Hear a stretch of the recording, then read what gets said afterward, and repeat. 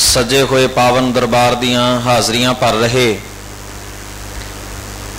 गुरु प्यार वाले गुरु प्यारे सतसंगी जनों, बड़े प्यार सत्कार दे नाल फतेह दी सांझ पाओ। आखो जी वाहिगुरु जी का खालसा वाहिगुरु जी की फतेह। सतगुरु जी ने अपार कृपा कीती है। महाराज जी दे पावन दरबार विच सज के आप सरबत संगतां बड़े प्यार सत्कार दे नाल आप जी ने सोदर दी अमृतमयी नितनेम दी पावन बाणी दा पाठ श्रवण कीता है। उपरंत सतगुरु जी दी पावन बाणी दी विचार सत्कारयोग भाई साहब आप जी दे नाल सांझी कर रहे सन।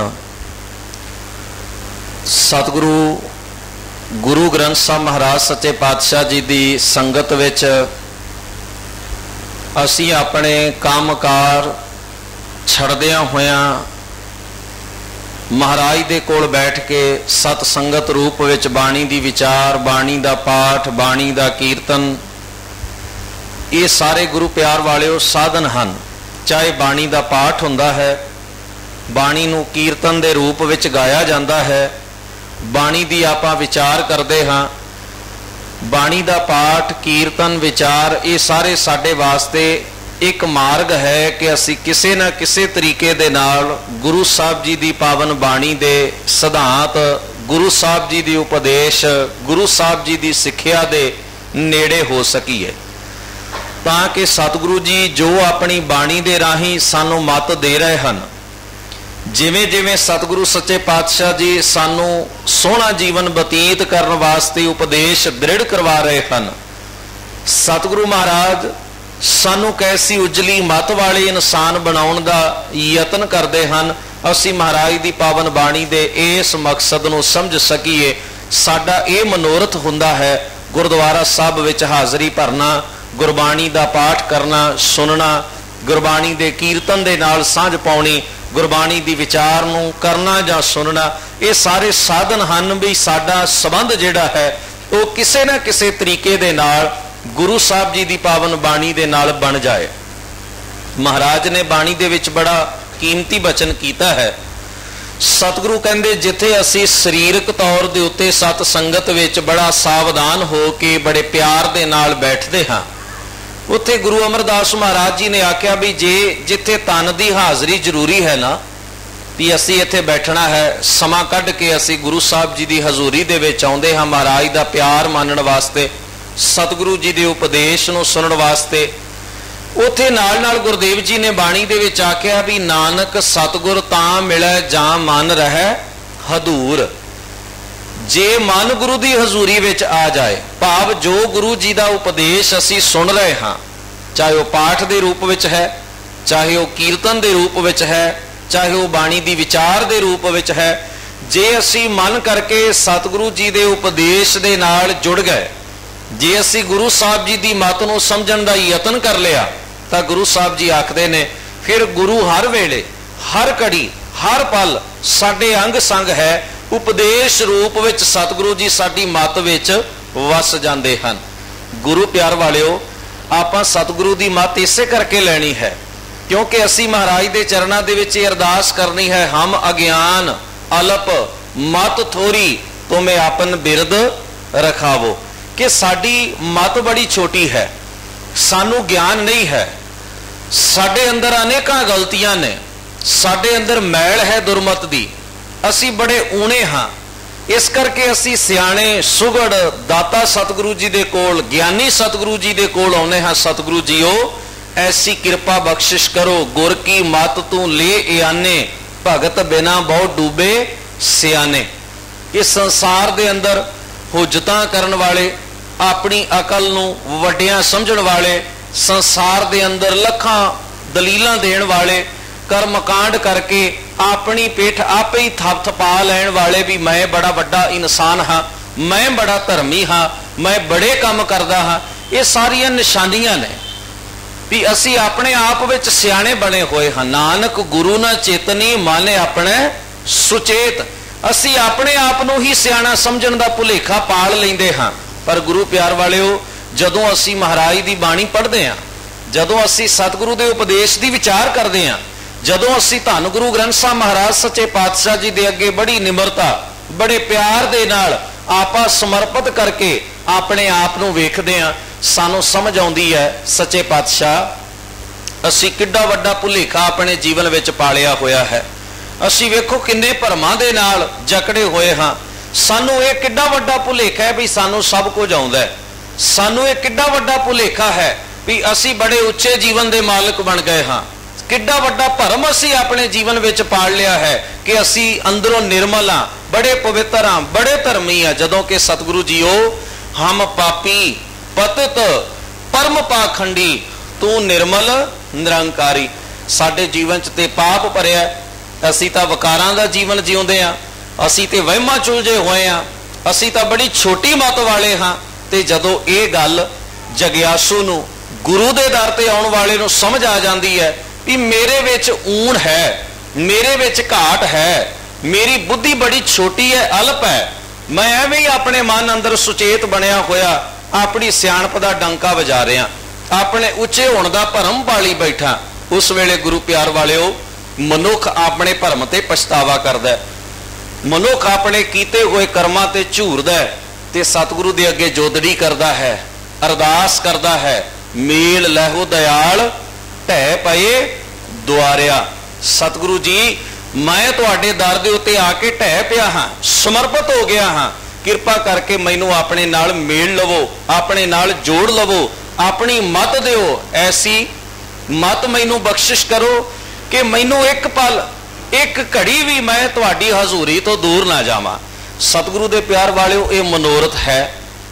ਸਰੀਰਕ ਰੂਪ ਵਿੱਚ ਆਪਾਂ ਸੰਗਤ ਵਿੱਚ ਬੈਠਦੇ ਹਾਂ, ਬੜੀ ਇਕਾਗਰਤਾ ਦੇ ਨਾਲ ਬੈਠਣ ਦਾ ਯਤਨ ਕਰਦੇ ਹਾਂ, ਪਰ ਨਾਲ ਨਾਲ ਗੁਰਦੇਵ ਨੇ ਆਖਿਆ ਜਿੰਨਾ ਚਿਰ ਅਸੀਂ ਮਨ ਕਰਕੇ ਗੁਰੂ ਦੇ ਨੇੜੇ ਹੋਣ ਦਾ ਯਤਨ ਨਹੀਂ ਕਰਦੇ, ਉਹ ਕਿਵੇਂ ਕਰਨਾ ਪਵੇਗਾ? ਬੜੇ ਪਿਆਰ ਨਾਲ ਮਹਾਰਾਜ ਦੇ ਉਪਦੇਸ਼ ਨੂੰ ਸੁਣਨਾ, ਬਾਣੀ ਪੜ੍ਹਦੇ ਹਾਂ, ਬਾਣੀ ਸੁਣਦੇ ਹਾਂ, ਕੀਰਤਨ ਕਰਦੇ ਹਾਂ, ਕੀਰਤਨ ਸੁਣਦੇ ਹਾਂ, ਬਾਣੀ ਦੀ ਵਿਚਾਰ ਕਰਦੇ ਹਾਂ, ਬਾਣੀ ਦੀ ਵਿਚਾਰ ਸੁਣਾਉਂਦੇ ਹਾਂ ਤੇ ਸੁਣਦੇ ਹਾਂ। ਅਸੀਂ ਨਾਲ ਨਾਲ ਆਪਣੇ ਮਨ ਦਾ ਸਫ਼ਰ ਵੀ ਨਾਲ ਨਾਲ ਕਰਦੇ ਜਾਣਾ, ਮਹਿਸੂਸ ਕਰਦੇ ਜਾਣਾ ਵੀ ਗੁਰੂ ਜੀ ਕੀ ਆਖਦੇ ਨੇ ਤੇ ਸਾਡੇ ਜੀਵਨ ਵਿੱਚ ਕੀ ਕਮੀ ਹੈ। ਮਹਾਰਾਜ ਸੱਚੇ ਪਾਤਸ਼ਾਹ ਗੁਰੂ ਹਰਿ ਰਾਏ ਮਹਾਰਾਜ ਜੀ ਨੂੰ ਸਿੱਖਾਂ ਨੇ ਪੁੱਛਿਆ, ਮਹਾਰਾਜ ਜੀ ਬਾਣੀ ਨੂੰ ਕਿਵੇਂ ਪੜ੍ਹਿਆ ਜਾਏ, ਕਿਵੇਂ ਮਹਿਸੂਸ ਕੀਤਾ ਜਾਏ ਕਿ ਬਾਣੀ ਅਸੀਂ ਪੜ੍ਹ ਰਹੇ ਹਾਂ। ਕਈ ਵਾਰ ਅਸੀਂ ਪੜ੍ਹਦੇ ਹਾਂ ਮਹਾਰਾਜ, ਸਾਨੂੰ ਪਤਾ ਨਹੀਂ ਲੱਗਦਾ, ਅਸੀਂ ਸ਼ੁਰੂ ਕਰ ਲੈਂਦੇ ਹਾਂ, ਸਮਾਪਤੀ ਹੋ ਜਾਂਦੀ, ਕਿਹੜੇ ਵੇਲੇ ਬਾਣੀ ਸਮਾਪਤ ਹੋ ਗਈ ਸਾਨੂੰ ਧਿਆਨ ਹੀ ਨਹੀਂ ਰਹਿੰਦਾ। ਉਦੋਂ ਪਤਾ ਲੱਗਦਾ ਹੈ ਜਿਸ ਵੇਲੇ ਸਮਾਪਤੀ ਹੋ ਜਾਂਦੀ ਹੈ ਵੀ ਬਾਣੀ ਪੜ੍ਹੀ ਗਈ ਹੈ। ਪਤਾ ਨਹੀਂ ਅਸੀਂ ਕਿੱਥੇ ਅਚੇਤ ਰਹੇ, ਕਿਵੇਂ ਸੁੱਤੇ ਰਹੇ, ਸਾਡਾ ਧਿਆਨ ਕੋਈ ਨਹੀਂ ਸੀ, ਸਾਡੀ ਇਕਾਗਰਤਾ ਨਾ ਬਣ ਸਕੇ, ਸਾਨੂੰ ਪਤਾ ਹੀ ਨਾ ਲੱਗਿਆ। ਕਈ ਵਾਰ ਤਾਂ ਗੁਰੂ ਪਿਆਰ ਵਾਲਿਓ ਇਵੇਂ ਹੁੰਦਾ ਬੰਦਾ ਇੰਨਾ ਅਚੇਤ ਹੋ ਕੇ ਪਾਠ ਸੁਣਦਾ ਹੈ ਜਾਂ ਕਰਦਾ ਹੈ ਕਿ ਜਦੋਂ ਸਮਾਪਤੀ ਹੋ ਕੇ ਫਤਿਹ ਸਾਂਝੀ ਹੋ ਜਾਂਦੀ, ਉਦੋਂ ਬੰਦੇ ਦੀ ਅੰਦਰੋਂ ਜਾਗ ਖੁੱਲਦੀ ਹੈ ਵੀ ਹੁਣ ਤਾਂ ਸਮਾਪਤੀ ਹੋ ਗਈ। ਇੰਨਾ ਚੇਤ ਹੋ ਕੇ ਬੰਦਾ ਬੈਠਿਆ ਹੋਇਆ। ਵੇਖੋ ਸੰਸਾਰ ਦਾ ਆਪਾਂ ਕੋਈ ਵੀ ਕਾਰਜ ਕਰਦੇ ਹਾਂ, ਰਸੋਈ ਦੇ ਵਿੱਚ ਬੀਬੀਆਂ ਭੈਣਾਂ ਰਸੋਈ ਦਾ ਕੰਮਕਾਰ ਕਰਦੀਆਂ ਨੇ, ਪਰ ਜੇ ਉਹ ਅਚੇਤ ਹੋ ਕੇ ਕੰਮਕਾਰ ਕਰਨਗੀਆਂ ਤਾਂ ਸੁਭਾਵਿਕ ਗੱਲ ਹੈ ਨਾ ਵੀ ਉਸ ਚੰਗੇ ਢੰਗ ਨਾਲ ਚਾਹ ਵੀ ਨਹੀਂ ਬਣਾ ਸਕਣਗੀਆਂ, ਸਬਜ਼ੀ ਵੀ ਤਿਆਰ ਨਹੀਂ ਕਰ ਸਕਣਗੀਆਂ। ਜੇ ਭਲਾ ਉਹ ਚਾਹ ਦੇ ਵਿੱਚ ਲੂਣ ਪਾ ਦੇਣ, ਨਮਕ ਜ਼ਿਆਦਾ ਪਾ ਦੇਣ, ਤਾਂ ਖਿਆਲ ਸਾਰਾ ਪਰਿਵਾਰ ਆਖੇਗਾ ਬੀਬਾ ਤੇਰਾ ਧਿਆਨ ਕਿੱਥੇ ਸੀ, ਤੂੰ ਚਾਹ ਬਣਾ ਰਹੀ ਸੀ, ਸਾਰਾ ਸਬਜ਼ੀ ਵਾਲਾ ਸਮਾਨ ਮਸਾਲੇ ਤੂੰ ਚਾਹ ਵਿੱਚ ਪਾ ਦਿੱਤੇ ਨੇ, ਤੇਰਾ ਧਿਆਨ ਕਿੱਥੇ ਸੀ, ਤੂੰ ਇਹ ਕੀ ਕੀਤਾ? ਤਾਂ ਉਸ ਵੇਲੇ ਖਿਮਾ ਮੰਗਦੀ ਹੋਈ ਘਰ ਦੀ ਸਵਾਣੀ ਆਖਦੀ ਹੈ ਮੈਨੂੰ ਧਿਆਨ ਨਹੀਂ ਰਿਹਾ, ਮੇਰਾ ਖਿਆਲ ਮੇਰੇ ਦਿਮਾਗ ਵਿੱਚ ਕੋਈ ਹੋਰ ਘੁੰਮਦੇ ਸਨ, ਮੈਨੂੰ ਪਤਾ ਨਹੀਂ ਲੱਗਿਆ, ਮੈਂ ਖੰਡ ਦੀ ਜਗ੍ਹਾ ਤੇ ਨਮਕ ਵਾਲੇ ਡੱਬੇ ਦੇ ਵਿੱਚੋਂ ਚਮਚ ਭਰ ਕੇ ਨਮਕ ਦਾ ਚਾਹ ਦੇ ਵਿੱਚ ਪਾ ਦਿੱਤਾ ਹੈ। ਇਹਦਾ ਭਾਵ ਹੈ ਕਿ ਆਮ ਜੀਵਨ ਦੇ ਵਿਹਾਰੀ ਕੰਮ ਕਰਦਿਆਂ ਵੀ ਸਾਨੂੰ ਕਿੰਨੀ ਇਕਾਗਰਤਾ ਰੱਖਣ ਦੀ ਲੋੜ ਪੈਂਦੀ ਹੈ। ਗੱਡੀ ਚਲਾਉਂਦੇ ਹਾਂ, ਮੋਟਰਸਾਈਕਲ ਚਲਾਉਂਦੇ ਹਾਂ, ਜੇ ਸਾਡਾ ਧਿਆਨ ਕਿਧਰੇ ਹੋਰ ਚਲਾ ਜਾਏ ਤਾਂ ਕਿੰਨੀ ਸੰਭਾਵਨਾ ਬਣ ਜਾਂਦੀ ਹੈ ਸਾਡਾ ਨੁਕਸਾਨ ਹੋ ਜਾਏਗਾ, ਐਕਸੀਡੈਂਟ ਹੋ ਜਾਏਗਾ, ਅਸੀਂ ਕਿਸੇ ਦਾ ਨੁਕਸਾਨ ਕਰ ਦਿਆਂਗੇ। ਬੱਚਾ ਸਕੂਲ ਜਾਂਦਾ ਹੈ, ਉਸ ਦਾ ਚੰਗਾ ਰਿਜ਼ਲਟ ਨਹੀਂ ਆਉਂਦਾ ਪੇਪਰਾਂ ਦੇ ਵਿੱਚ, ਅਸੀਂ ਉਸ ਨੂੰ ਆਖਦੇ ਤੂੰ ਧਿਆਨ ਨਾਲ ਕਿਉਂ ਨਹੀਂ ਪੜ੍ਹਦਾ?